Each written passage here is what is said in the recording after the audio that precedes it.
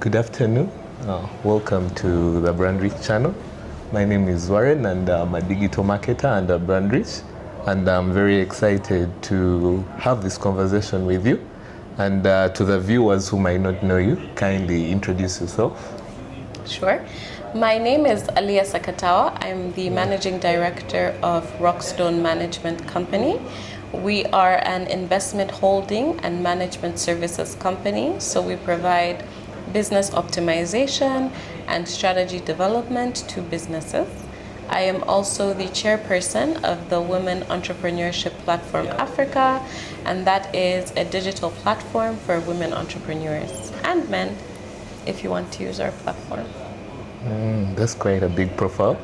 So to the people that don't know you, so what does this business exactly do? Like, what do you specialize in as a person? Okay, so essentially what Rockstone does is three things. The first thing is we have businesses that we've invested into. So we have a fund where we might see a up and coming promising digital marketing agency, and we say maybe that has the potential, and if it's within our strategic direction, we take our money and we invest in you. But we don't stop there. We're able to help you with your strategies. What should a digital agency look like in this new age? What kind of things should you be doing to help grow and sustain your business?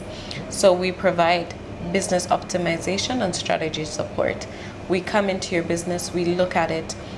What are the things that it's doing? How can it improve? What strategies can we put in place to make it better? And finally, we provide management services. So we help to manage businesses. So whether that's, corporate filings, if it's acquiring licenses, if it's helping you organize and structure, we're able to provide that. Oh, that's a very great business initiative. And my other question would be, being a lady comes with a lot of responsibilities. So how are you able to run all these enterprises at the same time and still maintain the balance? Being a man also has quite a few responsibilities. How do men balance all their responsibilities and their own businesses? Yeah, I would love to get your own perspective. The same way men balance. Yeah. No, I'm joking. I think the way that I like to balance is that I try and make time for everything in my life. So if I'm focusing on, maybe I have a busy work day, I make sure to wake up extra early and spend extra time with my family. I make sure to cut times out of that day to check in with my family and those that are important to me. If I have family day, I try to ensure that I spending less time on my phone. If I have busy, work responsibilities, I make sure that I organize myself, whether that's waking up earlier, going to bed late, to make sure that I'm prepared ahead of time, even if that's a day or 2 days, making sure that I'm delivering things ahead of the deadline to make up for those gaps. Because sometimes, they say we all have the same 24 hours in a day, but everyone's 24 hours are so different. Yeah. Yeah. So being a big profile in business and relating to the kind of age group you're in. Which is how old? I'm not quite sure, but you look young. Okay. And in the Ugandan economy, most people believe that to make it in life, you need to have hit 50s, or you're in your 60s. That's when you can really have a successful company. So I would love to run through your success story, your journey. Did you really start from scratch, or you had a good amount of capital? You come from a good family background that gave you a head start for you to start business? Where did you generate all that capital to ensure that the business is at this level where it is right now? Yeah, I think that's a good question. I personally cannot wait until 50 to be successful. Who knows if I'll even reach there? God willing, I do, inshallah, but we don't know. When it comes to my business particularly, I can't say that I didn't come from a privileged background, because I do, but I didn't take out, or I didn't get any money from my family to start my business. So I started it all by myself, and I didn't even start it with capital. But I think that that's easier for me because I was in a service-based business. So I was providing consulting and advisory services. All I did is that when I came back and I decided that I wanted to start a business, I reached out to the people that I know and said, hey, this is my skill set. I'm able to do A, B, C. Are you able to provide me with an opportunity to help your organization? And with time, it grew. The number of businesses grew, and the size that they were paying me grew. Yeah. So I remember the first paycheck I ever got, they paid me $100 for 4 months of work. For 4 months of work? Oh, that is like, you did 4 months, then your original pay was like $400? No. 300? No. 200? No.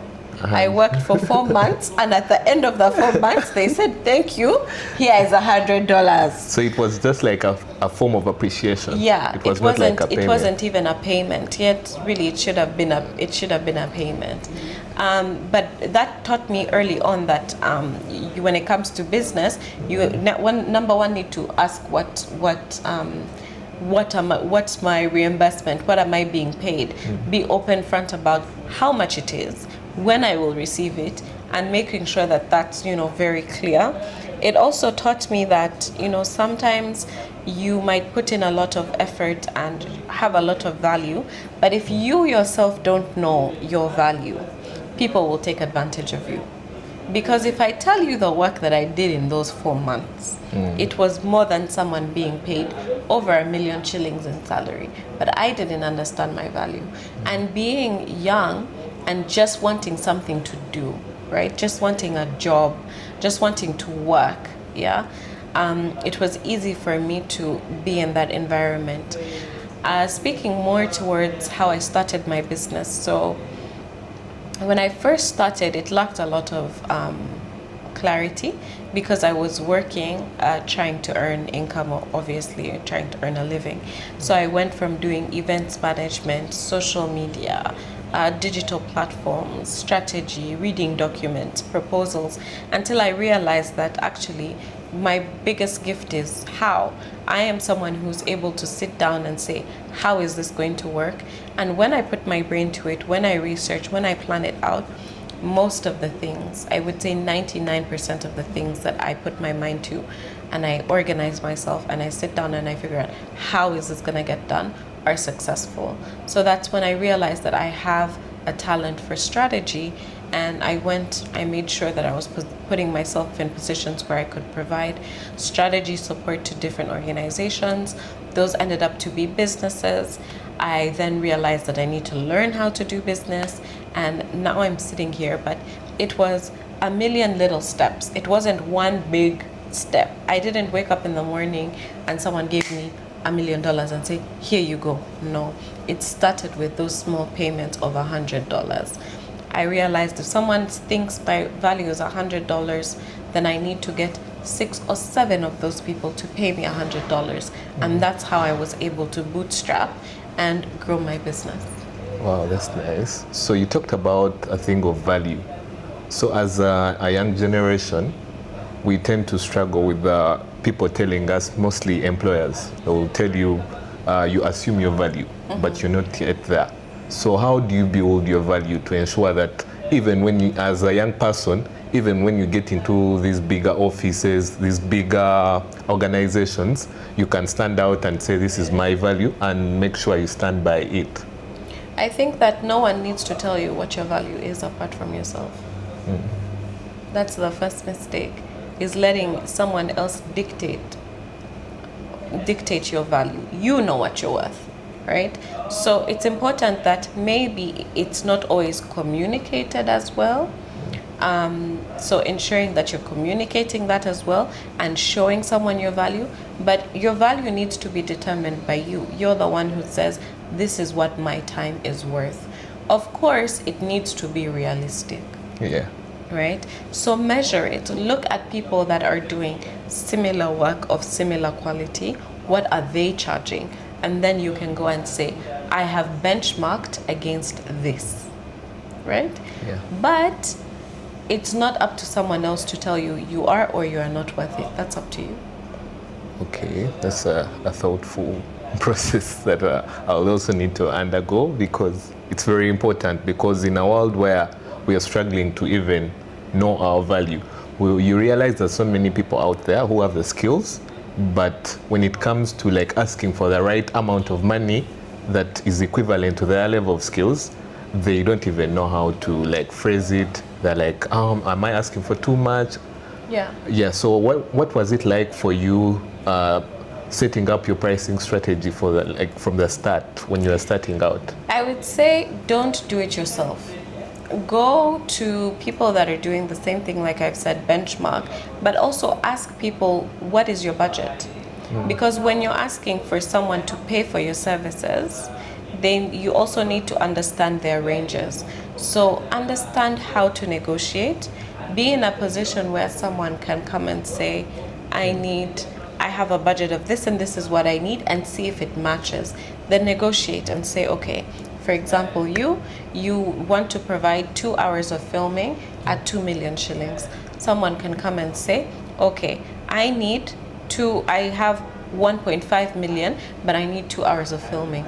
Then you can tell them, okay, I can do 2 hours of filming for 1.5 million, but I will not be able to deliver you your edits within a week. All right. So someone once told me, a big business person once told me that as a business person or as a CEO, the most important skill you must have is being able to sell. So has that applied to you as well? You know, people say that. I think when you're building your business from scratch, of course, you need to be able to sell what your business does. You need to be able to close businesses. But I would say not to focus too much on those things, because if you're able to put yourself in a position where your technical capacity is there and you have access to clients, you're able to hire people to do the things you're not good at, and then you can have your business grow. So talking about the hiring process still goes to the roles a CEO and the employee is supposed to be doing. So to you, some people say that most of the work, the systematic work, I mean like the daily, day-to-day work, has to be done by the employees, and you have to like delegate them. And you as the head of the business, you have to do more of the strategic thinking on where you're going to get business first, on which person you're supposed to approach to like get businesses, which investors you're supposed to go to. How is it like for you? So the thing is this, yeah? When you own a business, remember that your business is you, right? And when you own a business, even you standing here, no one is going to be able to figure out these lights like you, even if you hire them. Yeah. You're gonna tell them how to do it. No one is going to be able to do the digital marketing like you. So because of that, when you're starting out, remember that quality is your reputation.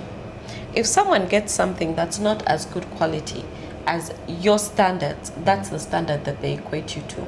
So because of that, the daily tasks, if not done by you, need to be reviewed and approved by you, so that you make sure that you're consistently having quality coming out of your business, because that's where your referrals get to, your networks and your sales, right? Yeah. But with that being said, it is also important to make sure you're not getting caught up in making small decisions for your business. Where do we put the light? Should it be up here? Should it be down here? Yeah. What are they going to eat for lunch? Where is the petty cash? So that you can actually free your mind up to receive that strategic direction, that strategy that you're trying to put out there, right? To not get clogged up in everyday small management issues that you're not able to put what your time is worth into perspective, right? Yeah. So I would say manage your time. Have time, for example, in the morning, if you're a morning person, to sit down and think strategically, make a strategic plan, and have those things be part of the things that you have your employees do, right? But have them buy in as well, because they're doing the work. So they also might have perspectives and things like that that they can add value to. And then maybe the smaller tasks, organize them in a way that you can do a lot of decision making and reviews quickly and efficiently to free up your space and your time. I thank you for that submission. So going towards the part of risk taking, they say what most entrepreneurs that have been successful in business do is taking risks. So is it the same thing for you? Have you faced risks where you feel like maybe this is not the right thing to do, but let me just take the risk and just do it? Risk looks differently for everyone. Some industries can absorb a lot of risk, some businesses can. Some businesses can't take risk. But what I will tell you is that, if anything, always take the opportunity, because it's either a good experience or it's a lesson learned. And you can't grow if you're consistently always in the same position doing the same thing. So you need to step out of that comfort zone to be able to level up. Right. So as a business owner or as an entrepreneur starting up, when do you know that you're ready to now scale, hire more people, grow your company? What level do you get to and you feel like you're ready now to scale? I would say look at your finances. Your finances tell your story of your business. So does the income that you currently earn, is it income that you make without thinking about it? Do you have to wake up every morning and say, where is the money coming from today? Are you thinking about paying the rent? Are you actively thinking about managing, paying your staff expenses, paying your expenses? That's when you will know. When a lot of those things are now seamless and there's an opportunity and a need, you will find that those gaps need to be filled. But your finances will be the one to tell you that. Right. So as an entrepreneur, I believe you started also, you explained your whole origin on how you started with entrepreneurship. Do you believe in this myth of you need to first serve before you need to first acquire some level of professional skills before you start up your own business? So that means you have to first work for some professional firm or company before you can actually venture into the journey of entrepreneurship? No, I wouldn't say that. I would say that if you want to do something, start as early as possible. So if you want to be an entrepreneur, where are you going to get a job? Make it make sense. Maybe to get money to start up? No. Go and start your business. That business will give you a PhD in whatever you need to learn. It will give you the experiences. But no experience is bad. All experiences help to shape you. Working might put you in a situation where you understand standards. You can see that there are certain ways that things are done. It helps you organize yourself, but so does doing the work itself. And for places where you fall short, you can always ask for help. You can hire people to fill in the gaps that you're missing. You can also get mentors to help you in areas that you're falling short. And worst case or best case, you can always just use AI.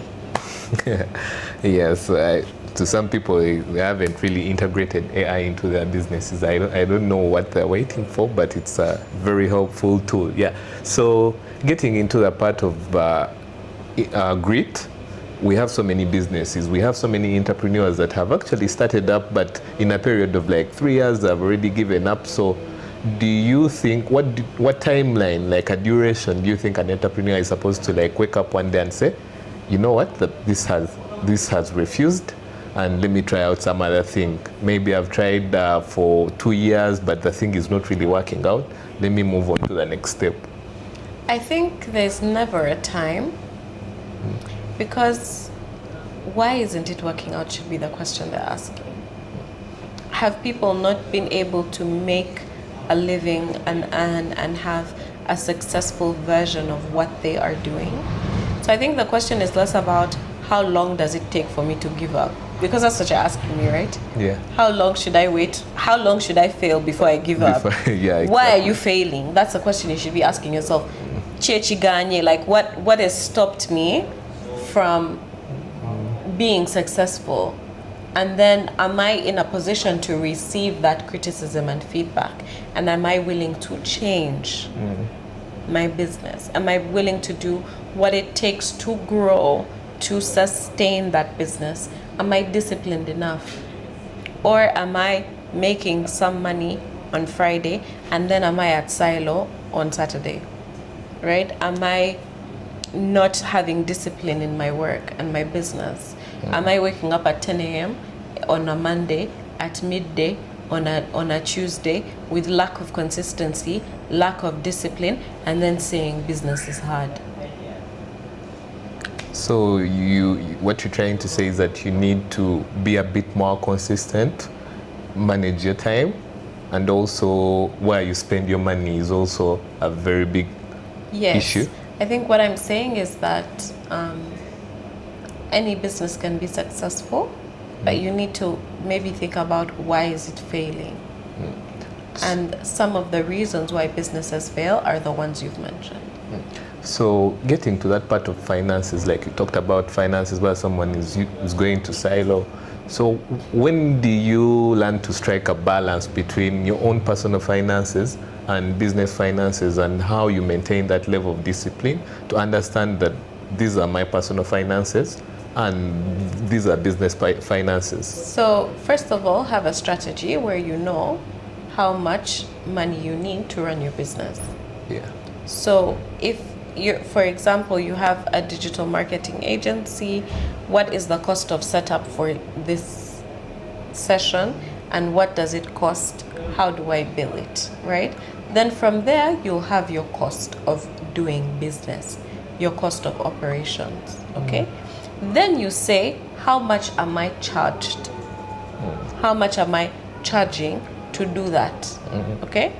From there, you will know how much money your business is making in profits. Then from there, as a business owner, pay yourself first. Don't start going and paying other things.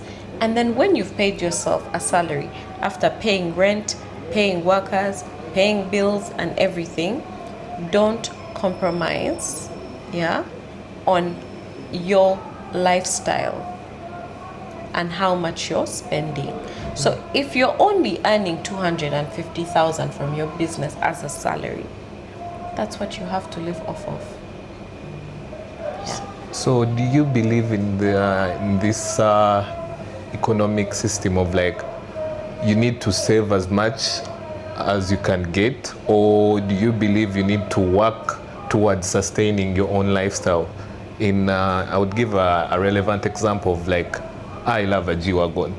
Do you think I should drive a Fielder because I don't want to spend money on a G-Wagon, or you think I should work hard to ensure that I buy that G-Wagon and be able to maintain it? I think that you need to have a business that can sustain a G-Wagon. Yeah. So that buying a G-Wagon is not the most important thing. Yeah. Does that make sense? Yeah, makes sense. So your business needs to be making G-Wagon money. Yeah.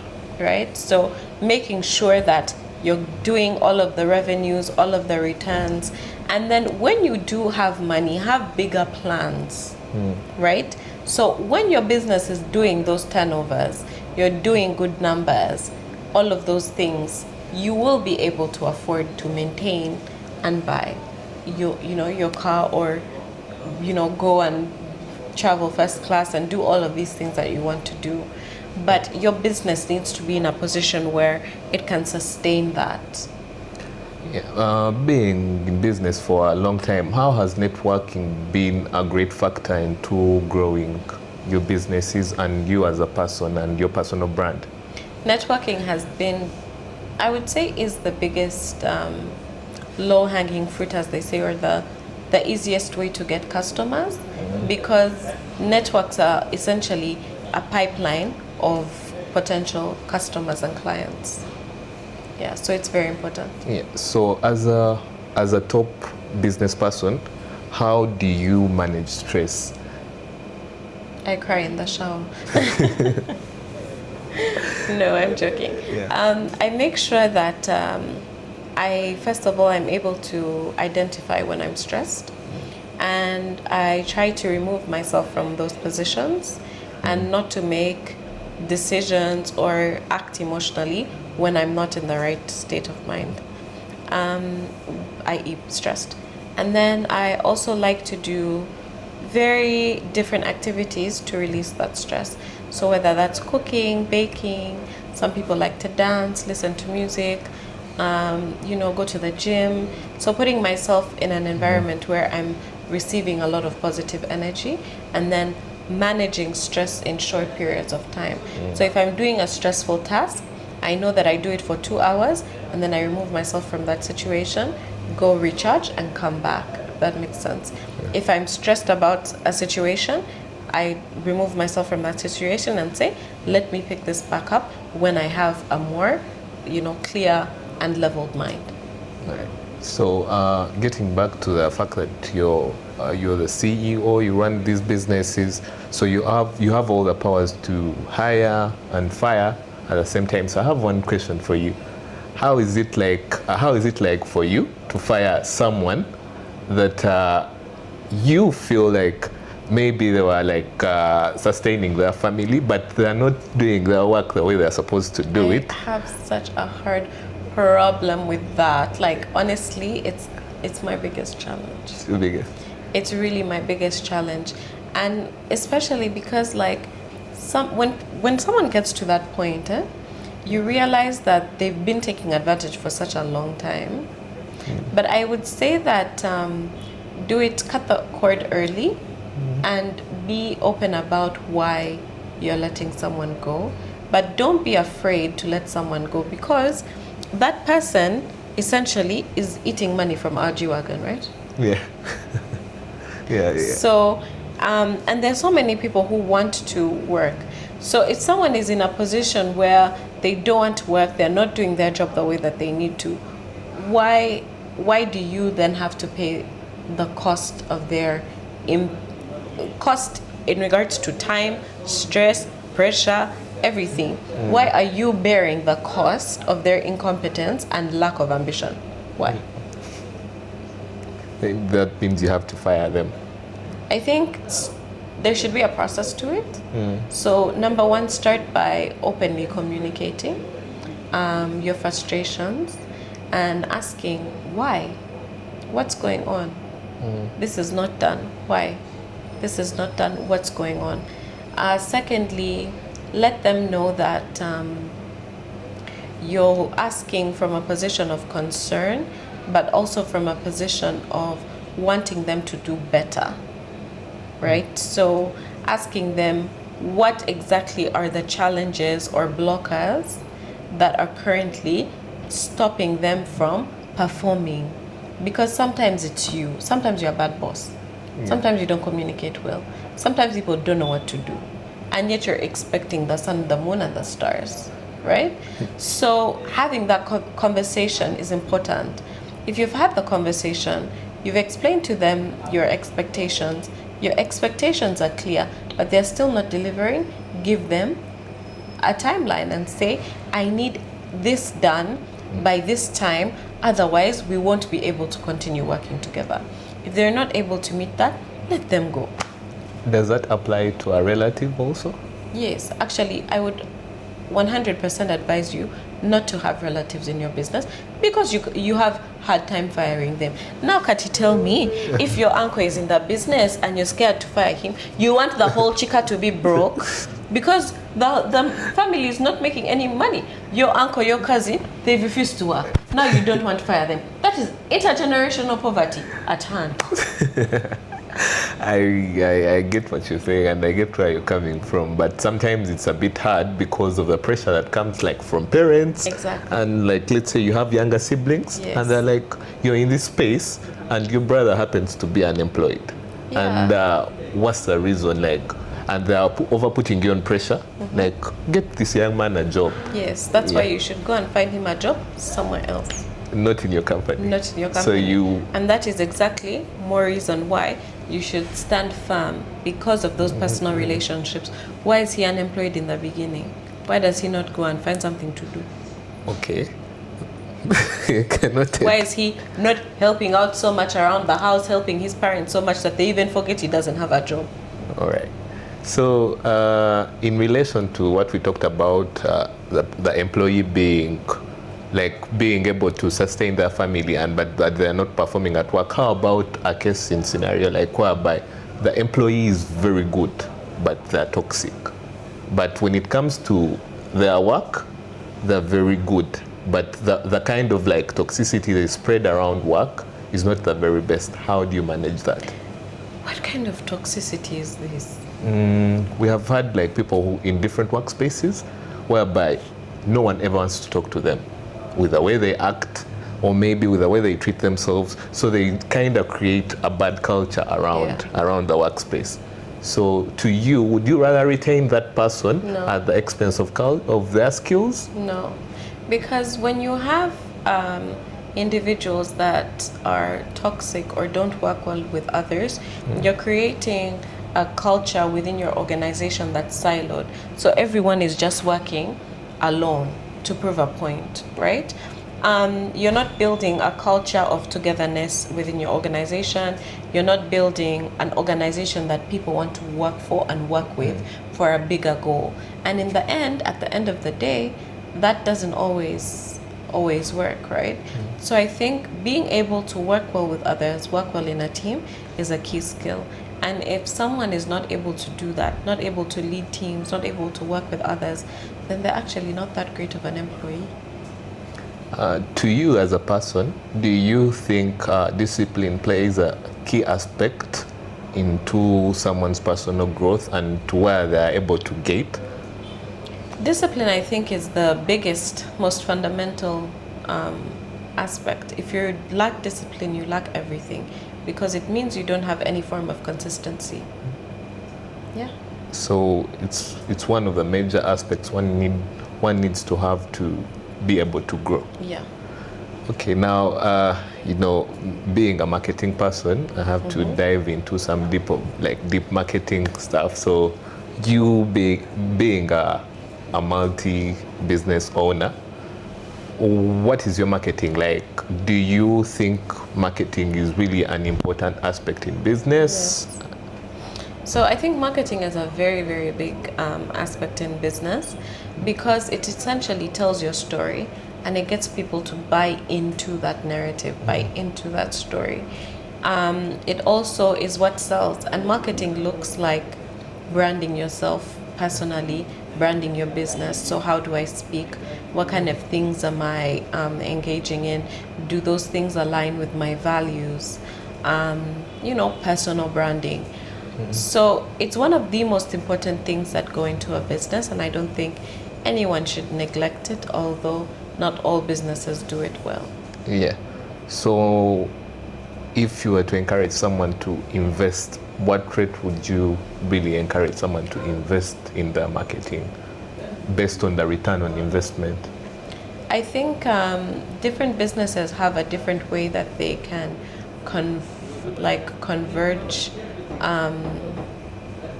when it comes to marketing and maybe sales, right? So you're asking me what conversion looks like. It would really depend on the organization. But I think if you're not being paid in exposure and you're not being paid in influence, then you should be being paid in all three and money. So your marketing might not bring you sales, but at least people know you as a reputable business. Your marketing might not bring you money, right? But it is bringing you maybe partnerships or relationships that you can then use to get money. Does that make sense? Yeah. Yeah. And the last is that your business should be bringing you all of those things. Your marketing should be bringing you all of those things and money. So your marketing as well, someone should be able to hit you up on Instagram and say, I saw your marketing. To hit you up on TikTok and say, I saw your reel. Can I have XYZ? Okay. So it should convert. Or going to your own companies that you manage, traditional marketing versus digital marketing, what has really worked for you the most? I think digital marketing, traditional marketing it's rigid. It's quite rigid. Digital marketing, I think, is an equalizer. It allows different businesses to, whether you've started a long time or you've started recently, you can start your business today and it goes viral tomorrow. Yeah. And then you're more successful than all other businesses if people are buying in. So I think digital marketing is significant, and it provides opportunities that traditional marketing doesn't have, depending on the bracket and the audience that you're trying to target. But most of these days, most of them are really digitally integrated. So from your own experience, what strategy in digital marketing has worked for you the most? I think maybe engaging, ensuring that my algorithm, for example, is up to date with or reflects the kind of business that I want out there. So to make sure that I'm engaging with the posts that are relevant to my industry, making sure that the content that I'm receiving is relevant, because then I'm able to look at and find opportunities for myself online. Yeah, in your business, on a scale of like 1 to 10, how do you rate your customer experience? For the customer or for myself? Yeah, for depending on how you manage and handle customers, how would you rate your? I would hope that we rate a 10, because customer engagement is very, very important, and I think it's the make or break of a business. How you handle conflict, how you resolve conflict with your clients, very important. Do you think it has been one of the biggest downfalls for many businesses in Uganda? Yeah, I think so, because they don't really take the time to say, okay, I've made this money, but is this person going to come back? Yeah. So you feel like, is it a problem related to investing in the right customer experience, or is it a character thing? I think it might be both. Sometimes we tend to be very short-minded, short-sighted. So we only want to look at the immediate opportunities, the immediate gains, the immediate money, and not look at potential. Yeah. To you, what is customer experience in your own perspective? I think it's how we relate to our customers and their experience when dealing with us. Yeah. Is it positive? And how do they leave us feeling? Do they leave us feeling supported, confident, willing to take risks? Or do they leave us confused? Has the customer experience you offer at your own organization been of great help to your marketing? Do you sometimes get like free marketing from customers who are fully satisfied? Yes, we do. We do work on referrals, so a lot of times people refer us because of our experience and because of their experience. So now, going off from the experience part, how is the communication like?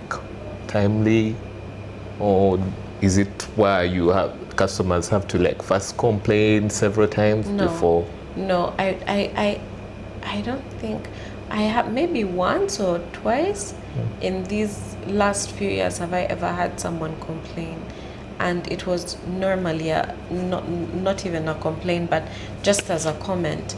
But you can't wait for it. Every person has to have excellent experience working with us. Okay, since you're more into the digital world, you're more exposed to people who are against you, people who don't like your business. So how do you deal with bad comments that are meant to ruin your business's reputation, and maybe people who come up with false accusations that you feel might have a great impact to your business? I think rise above it and show that it's not true. Because when your work speaks for itself, it doesn't give someone a gap or an opportunity to take advantage of that. Yeah. So you have like a proper PR team set in place that does most of the professional communication, or you do the work yourself? So we have an outsourced marketing agency, but it's not in-house, no.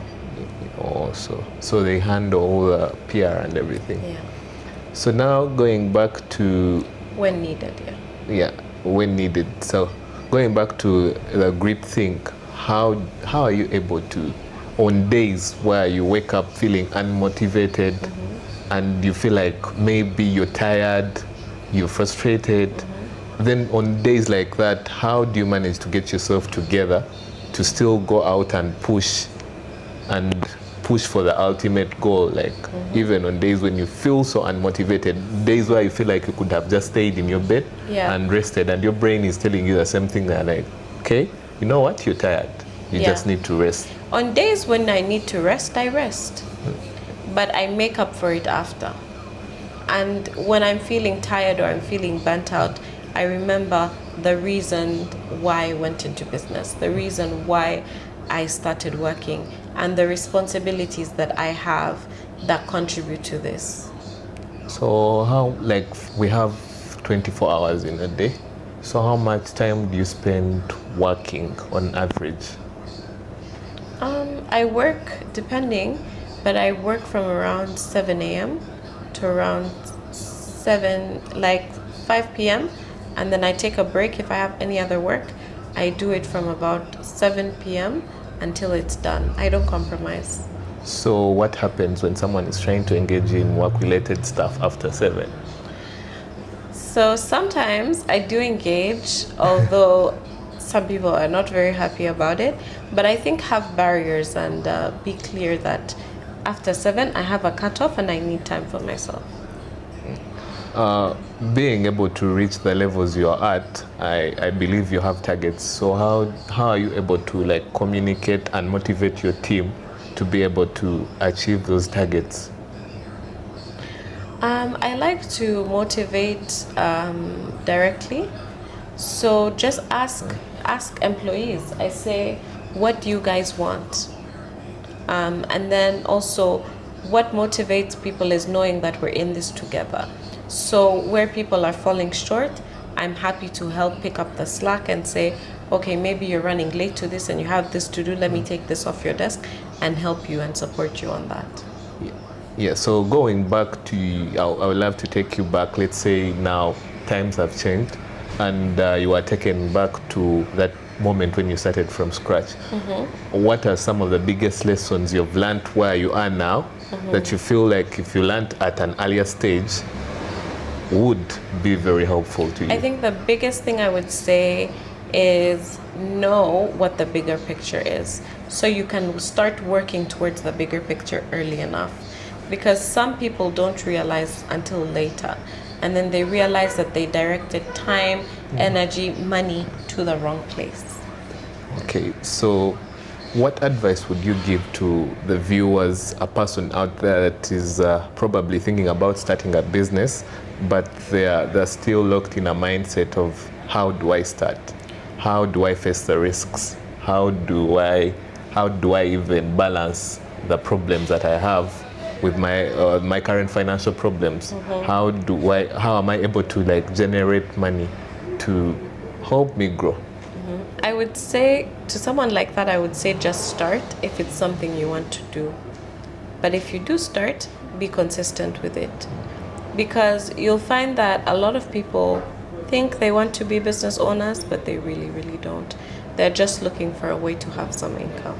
Yeah. So a quick personal question. How long do you spend watching your TikTok? I actually don't spend that much time on social media. Yeah. I might say maybe 3 hours in a day. So do you think it's like a waste of like time? No, I think if your algorithm is built in the right way, it will provide value for you. But you have to grow that algorithm click by like, click by click, comment by comment. Do you believe in motivational speakers? Not really. Not really. I think some of them have things to say that are valuable, but not all of them have valuable things to say. Do you do a lot of reading? Yes, I do a lot of reading actually. So what books do you majorly read? I like to read all kinds of books. I also like to read to decompress. I don't like to read these motivational books. I don't know, Diary of a CEO. I don't know, How to Deal with Idiots. That's an actual book name, by the way. I don't know. I don't like to read books like that just because I feel like I go through that every day. So when I read a book, I want it to be, something interesting, right? So I'm currently reading, my sister is making me read this book. It's called A Good Girl's Guide to Murder. So I like to read fun books like that. So based on the books you've read, what's like your favorite book or a book that you would recommend to anyone out there that loves reading? I think actually if you love to read, a really good book would be Vantage by Olumide Shoyombo. It's actually a really, really good book if you're getting into business. If you're looking for something a bit more, I don't know, fun, there is a book called All the Men in Lagos Are Mad. That's also a good book, but it's PG-13. So. So in your free time, what do you love to do apart from work aside? What is the other part of you that we don't know about apart from the business part? I like to chill, I like to travel, I like to eat, and spend time with my family. Yeah. Yeah, so it was a pleasure hosting you on this podcast. But thank you for your time, and we really appreciate and we look forward to having some other big conversation with you, and we hope to learn more from people like you. Thank you very much for having me. I am humbled, and thank you. Yeah, so that's it from us. Bye.